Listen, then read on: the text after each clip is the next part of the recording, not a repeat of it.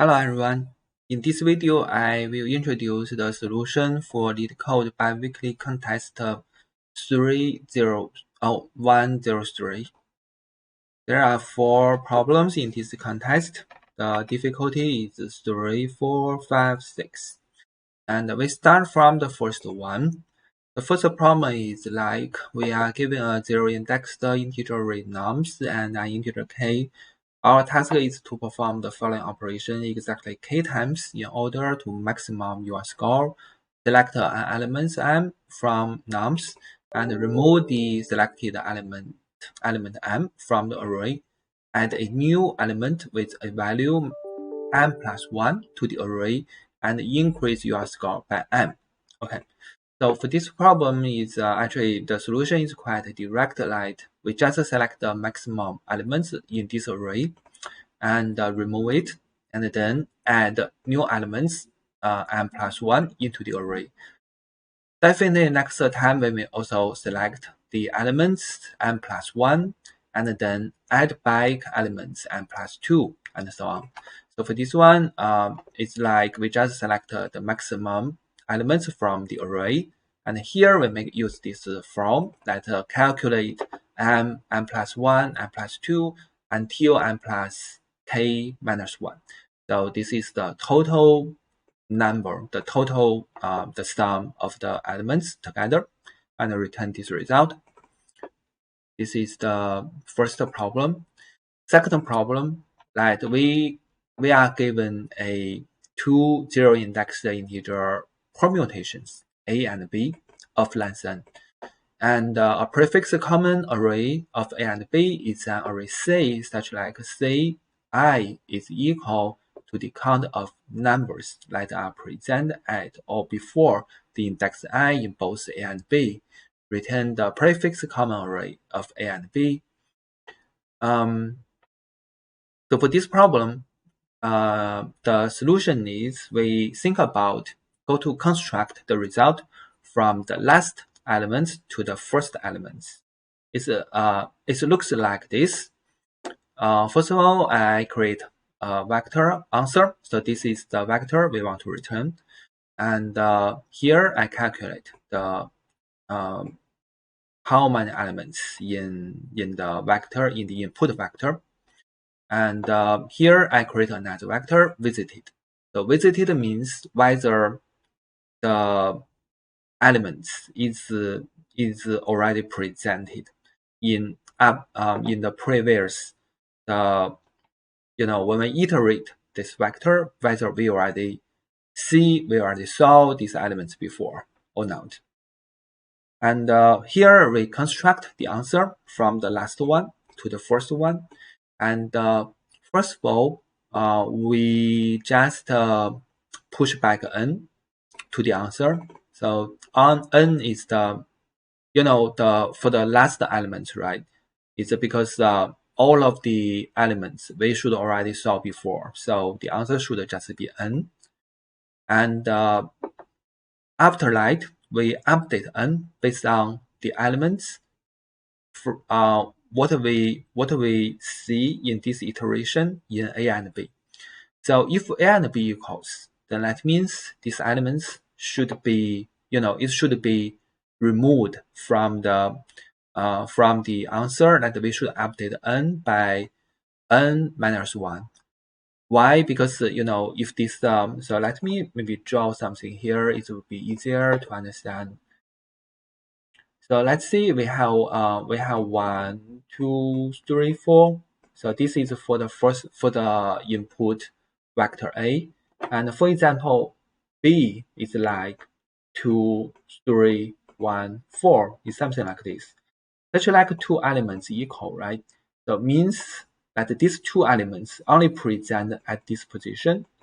So if we want to calculate the result for the elements before these elements, right? So definitely these elements must not be seen before. So that is why we just minus n by 1, and also mark these elements as the visited as true.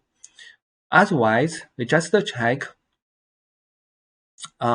we just check whether these elements is such like A's element is seen before. If it's not, then that means um, the elements will be, it's a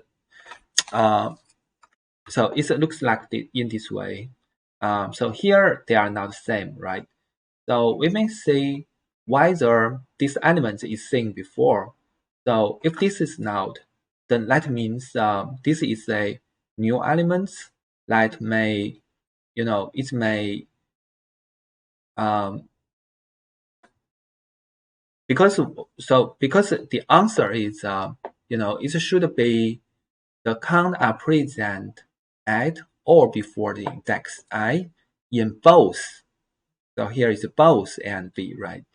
So if this is a new element we never saw before, but it is seen here, so that means the previous answer is must be -1 is because that we need this element present in both A and B, but now it is already presented in A or in B.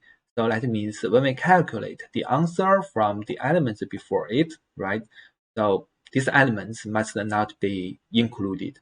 So that is why we need -n/1 and also set these elements visited as true. The same thing for elements from B.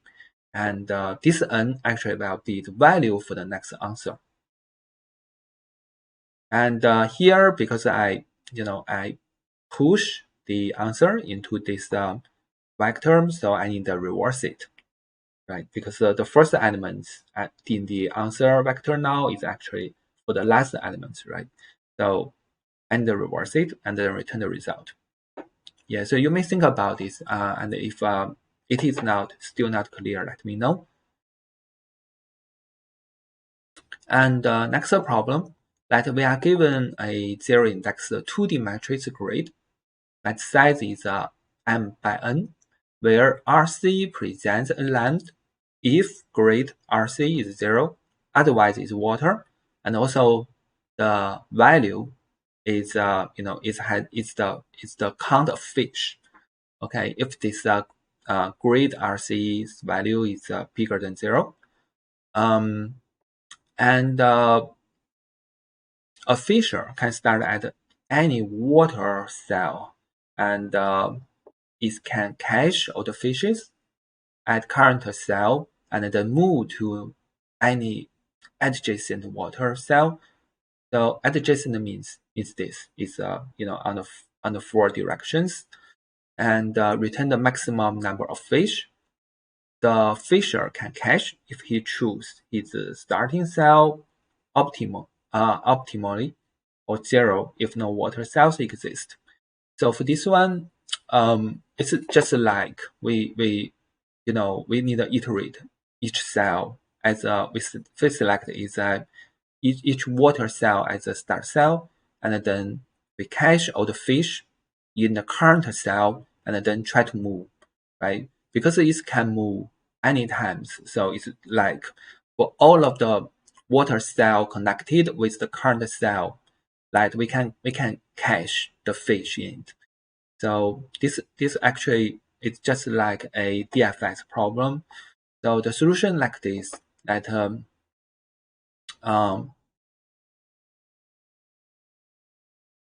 so this is valid.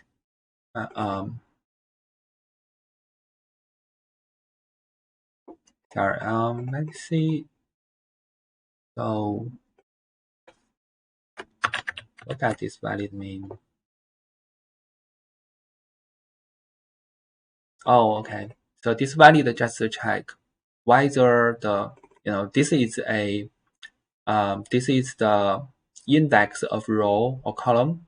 I just check whether this value is a valid value, like it must equal or bigger than 0, and it should less than the maximum limitation. Okay, so the main function like this, like I calculate rows number and columns number, and also answer is initiated at 0, and then I just iterate each of the cell. If this is a water cell, right? So here I just calculate the caught fish starting from the current cell. Okay, and here I have a queue that save all of the water cell I can visit. That means that the water cell is connected with the current starting cell. So first of all, I push the current cell into the queue and update the caught fish here. And also, after I count all fishes in the current cell, I just set the current cell's value to be 0.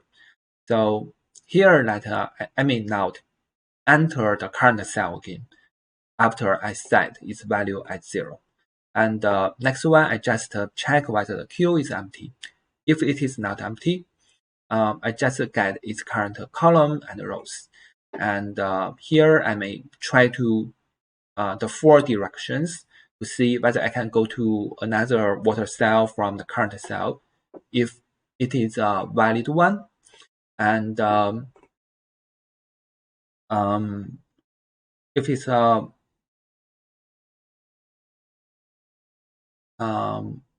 valid, it's valid. Yeah. So that means this I check row is valid.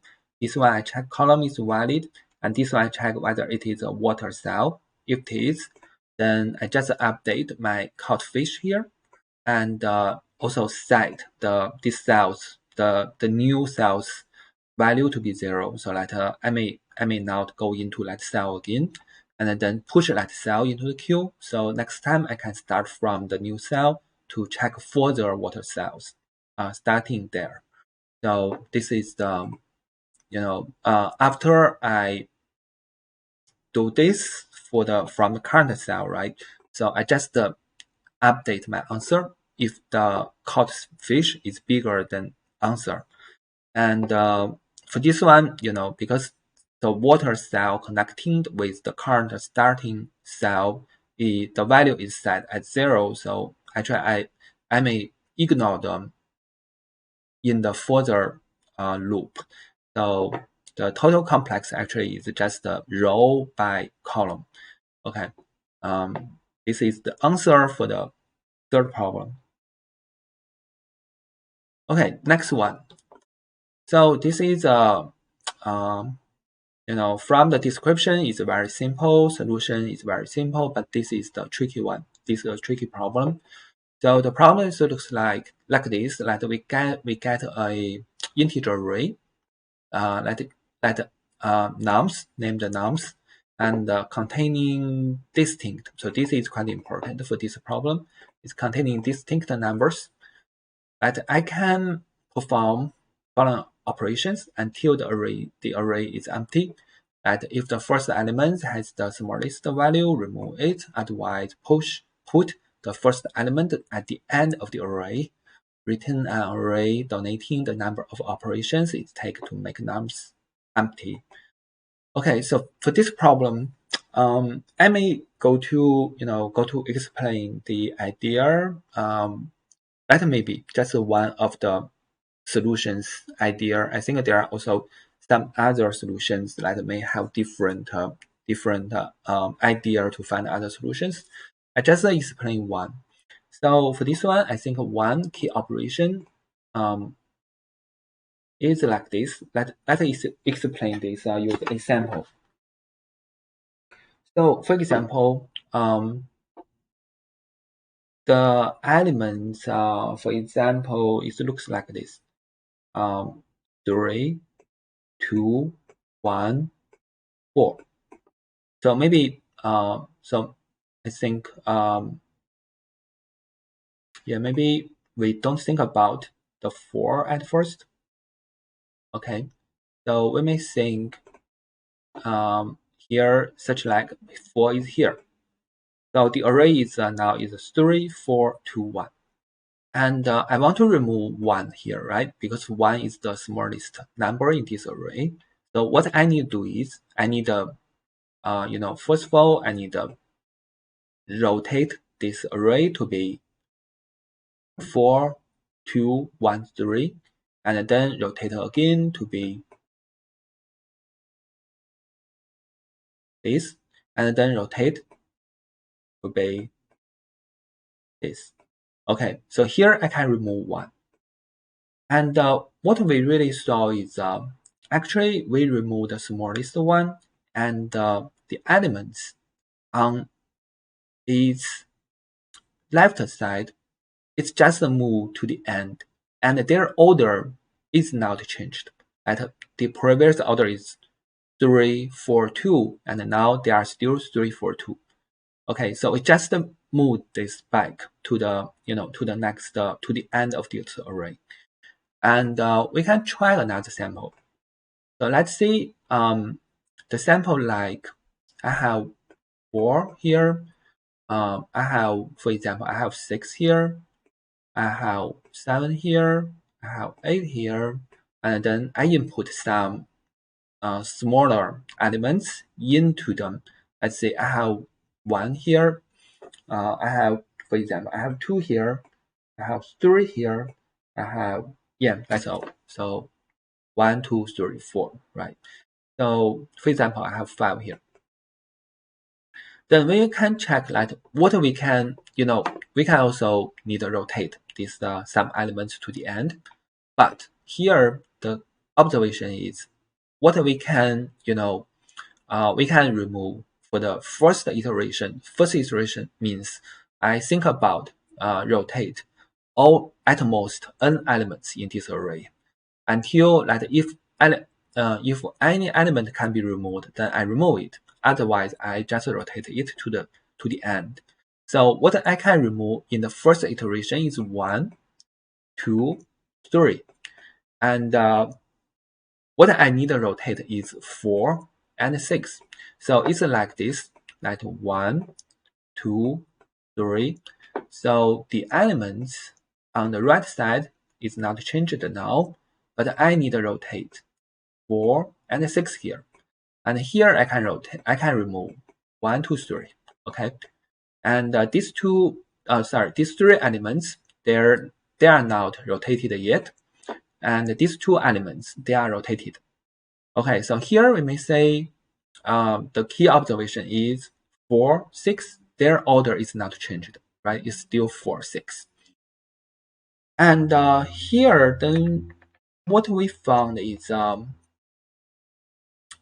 so another key observation is do we need rotate these 3 elements further? Actually, the answer is yes. Because why? Because in the first iteration, right? So we can just remove the biggest number is 3. Why? Because 4, so 4 is bigger than 3 and is smaller than other elements. And 4 is, is before 3. The fourth order is not right.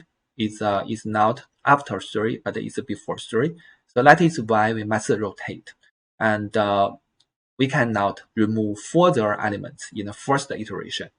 So that means the next minimum elements that bigger than the removed elements must on the left side of the of the last element. So that is 4 that is on the left side of 3. And all of these elements must be bigger than 4.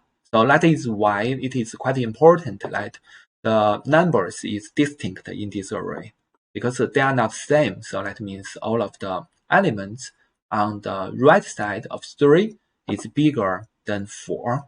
So next elements can be removed. I mean, in the first iteration. So this is the first iteration that we can remove these 3 elements. Then in the next iteration, the elements can be removed is actually is in the elements of here. It's not in here. It's in here because they are on the left side of 3, right? So now for this sample is 4. Then that means these 3 elements must also be rotated. So finally, if we want to, remove the next elements, then it must look like this. We must rotate these 3 elements also. So it's like the 4, 6, 7, 5, 8. So here, from here, we can start the next iteration. Okay, so now let's see, let's sum this up. So we can think about this in the first iteration, that all of the elements left must be rotated until those elements in the correct order. So that means we start from the smallest elements here, and then if the next element is bigger than it is, its position is also bigger than the current elements, then the order is correct. So it can also be removed in the first iteration. Otherwise, all of the left elements, they must be rotated. It's just like this one. So they must be rotated like this one, and their order is not changed. And so then this is for the next iteration. Actually, it's the same with the first iteration, that now the smallest element is 4, and then we can say next element is 5, then this order is still correct. But 6, so this order is wrong because it's bigger than 5, but its position is smaller than 5. So we must stop here.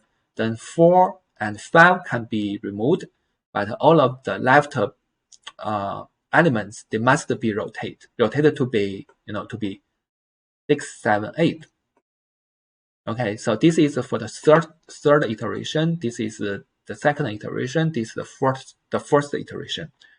Okay, so now you can see it's just based on this idea that we program this solution.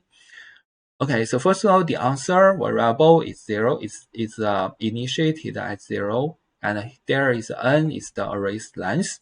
And here I create a vector for pair named position. The first element is the value of the nums, and the second element is the position of the nums. So here how I construct this position vector, and then I sort based on its value, and I record the last position of the. So that means the last processed element's position.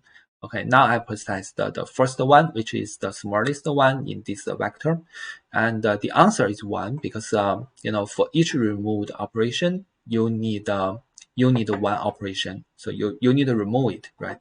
So that is why now we already have answer.